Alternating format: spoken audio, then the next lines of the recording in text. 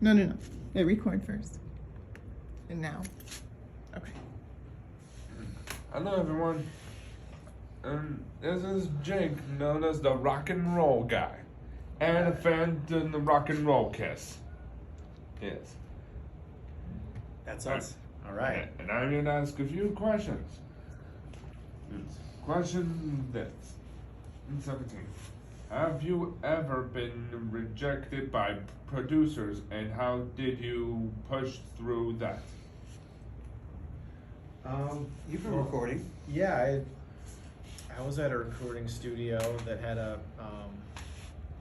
very good producer, actually very reputable in heavy metal and rock and roll, and we were making tracks, and we weren't really rejected, but you can kind of tell when a producer doesn't like what you're doing if you have to do it a lot of times, and luckily, most of the time I had to do something, I've only had to do it twice, what they call doubling guitar tracks. So I'd play my part, and then he'd say, all right, now do it again. And then they would rewind it, and you'd have to play the exact same thing, the exact same way you played it the first time.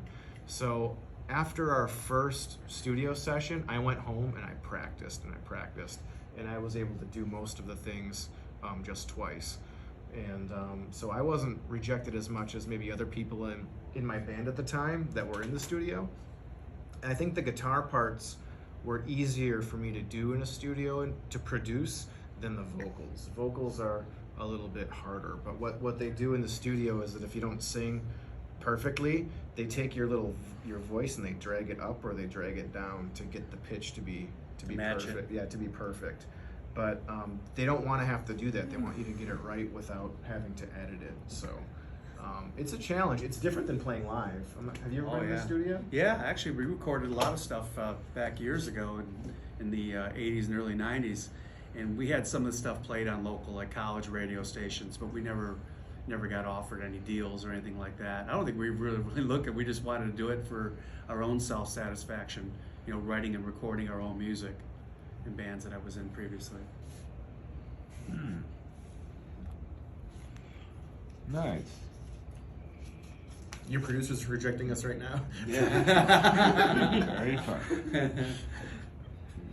Question number 18. Do you go on tour outside of Downriver? Yeah, most of our dates are outside of the local area. That's part of the problem. I have a lot of friends that want to come see us, and they wonder why we're not playing here locally all the time. Like I said, we're in Alpena, we're playing outside of Chicago, Traverse City.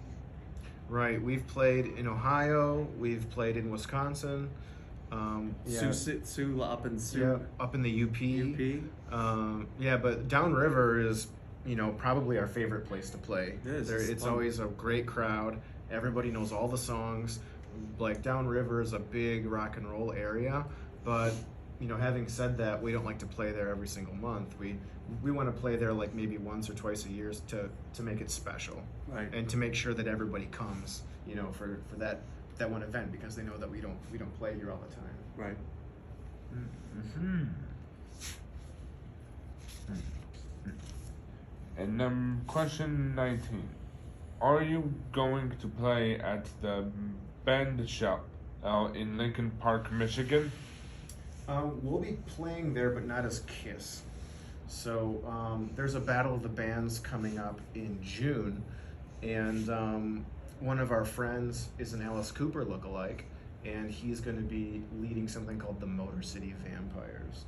And Steve and I we won't be Kiss, but we'll be playing at the Band Shell, and it'll be a lot of like classic rock hits. And so you could look out for that Band Shell Battle of the Bands, and you can see the Motor City Vampires there. However, the Detroit Rock City Kiss tribute show, I don't think that we're going to play the Band Shell this year. Maybe next year, but Next year, we're probably. not on the card this year. Okay. Question 20. How many concerts do you plan a year? Which one is your favorite? We usually play once a month because we've got really busy lives, and playing once a month is good for us because it keeps it more fun. But in terms of our favorite, what would you think? Well, my favorite so far has been the first show I did with these guys, which was last year at the Westtown Theater in Bay City. And number one, it was the first show I did, so that was, already the peak, I think, and as far as being ready and make sure that that I had everything prepared. But it was just a cool venue. There wasn't many people there because of COVID still was going at that time. But it's a really old, like vaudeville type theater with a huge balcony. Probably could seat 1,000 people in there. I mean, it's that big. And so that was the one I enjoyed the best. But each show has become progressively better, I think, in terms of our playability and how we look and how we sound. Right, I agree with that. Well said. Nice. Jeez. Last question. Do you ever play another one? Hold on. Do you ever play another one of Bites the Dust by Queen?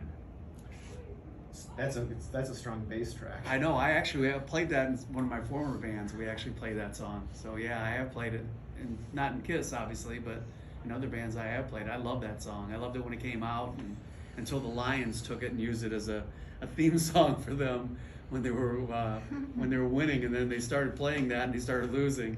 I know when I used to watch the Green Bay Packers play football at the stadium, whenever one of the Packers would get a quarterback sack in football, they would play the. Would they play the that? One Bites the Dust. I can see like, that. Like they got another sack, but I've never played that one of my. I love Queen, Freddie Mercury, and Brian May. Brian May, another guy that Brian May built his guitar out of wood. He like chopped down the tree, cut it Yep. out, made his own electronics. Like another inventor, like you were asking me who my idols were. Brian May like invented his own guitar. Yeah, it was from a fireplace mantle or something. Right. that they- Yeah, his so- dad, father-son wood. project, and Yeah. they built a guitar together. I thought that was so cool. And now Brian May has a PhD in astrophysics or something. He's a doctor of astrology. Nick has a And, PhD too. Right. Yeah, I've got a PhD in educational leadership. So Nice. yeah, it's great. But yeah, the Queen, Another One Bites the Dust. Is that one of your favorite songs?